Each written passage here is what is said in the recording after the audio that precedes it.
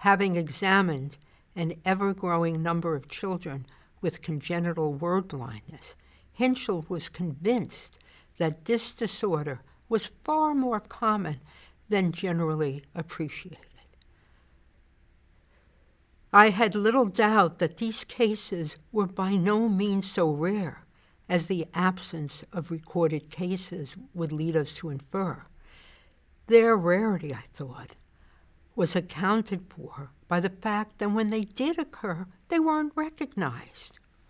Above all, Hinchelwood was a physician, a practitioner to whom patients in a state of distress came, desperately seeking help. Congenital word blindness was more than a curiosity to him. He wanted to make sense of the disorder so that he could help his patients.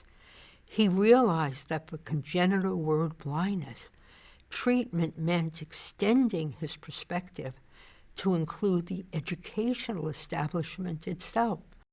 In particular, he recognized the urgent need for early identification of children with congenital word blindness. It is a matter of the highest importance to recognize as early as possible the true nature of this defect when it is met with in a child. It may prevent much waste of valuable time and may save the child from suffering and cruel treatment. When a child manifests great difficulty in learning to read and is unable to keep up in progress with its fellows, the cause is generally assigned to stupidity or laziness, and no systematized method is directed to the training of such a child. A little knowledge and careful analysis of the child's case would soon make it clear that the difficulty experienced was due to a defect in the visual memory of words and letters. The child would then be regarded in the proper light as one with a congenital defect in a particular area of the brain. A defect which, however, can often be remedied by persevering and persistent training. The sooner the true nature of the defect is recognized, the better are the chances of the child's improvement.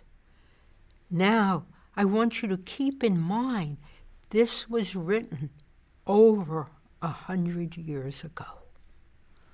A model of the complete clinician, Hinchell was highly responsive to the needs of his patients.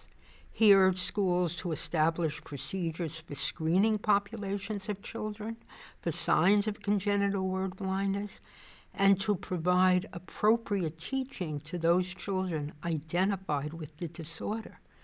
In fact, in 1904, he wrote, "In these days of scholastic reform, it is evident that there should be a systematic examination of all these children by a medical expert who would be able to differentiate the various defects and report as to the best means of dealing with the different groups.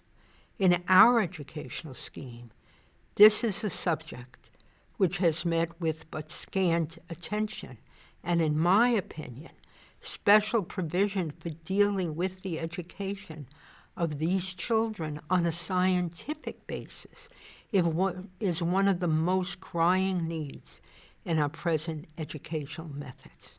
Please keep in mind that this was written over a century ago, and even today, virtually the same sad and some would say unethical situation exists. Hinchelwood made specific recommendations for children with dyslexia, as in this case.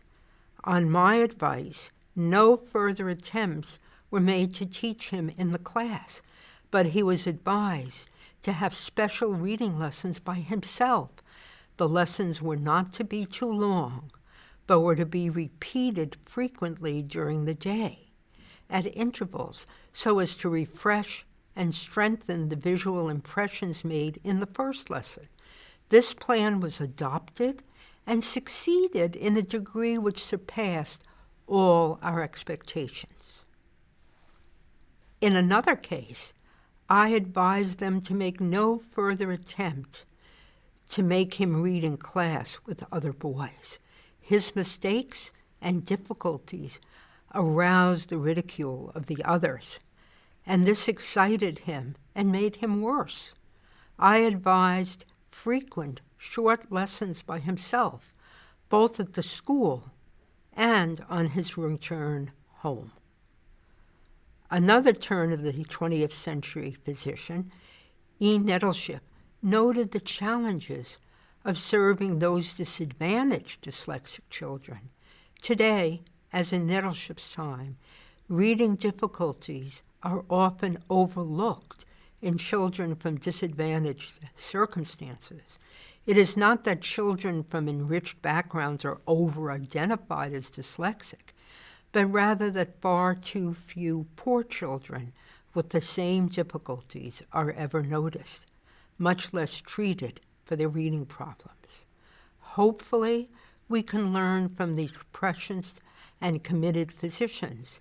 These cases of unexpected reading difficulties experienced by so many children and adults and observed through the eyes of an ever-growing cadre of concerned physicians can essentially be superimposed on one another. Taken together, they create a composite image even stronger and sharper than the individual pictures. As such, these case reports represent a valuable legacy. They provide indisputable evidence that from its very first descriptions, dyslexia has always been recognized as an unexpected difficulty in reading. Dyslexia's unexpected nature is enduring and unchanging. When I first came across these reports, I was stunned by the convergence between the historical and contemporary accounts of dyslexia. The basic template provided by these early reports remains intact. The most important thing that my teachers could have known is that because I have dyslexia, I'm not going to learn in the same way. But that doesn't mean I'm not going to learn. And I think that many of my teachers, when I was growing up, especially in elementary school and middle school, felt that I had to learn and had to learn how to read, how to learn how to write, how to become a better speaker, the same way all of my classmates were learning how to do those same things. And that just was never going to happen for me. But it also didn't mean that I wasn't going to be able to learn how to do that in other ways.